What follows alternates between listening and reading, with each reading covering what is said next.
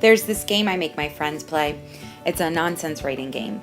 Each person starts a story with the same line, writes one sentence, and passes to their left.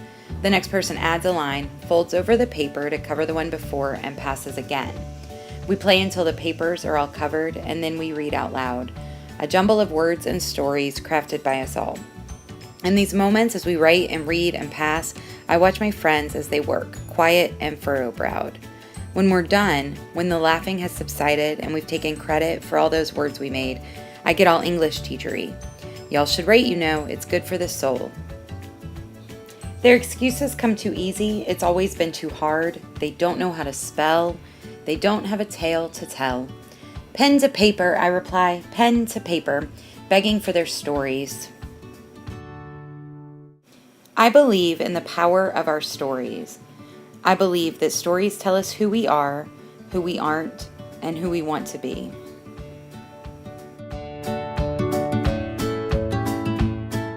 I believe that stories teach us about the world. A boy named Harry taught us to be brave. A girl named Scout taught us to stand up to the grown-ups when they're wrong. A town named Chew and Swallow taught us that there is too much of a good thing. Our stories become part of us. I believe we have to tell our stories. I believe that when we tell our stories, we release a pressure valve, that when we share our stories, we know we're not alone, that when we listen, we find our common ground. In our stories, we find our humanity, our empathy, our passion, our humor, our grieving, and our healing.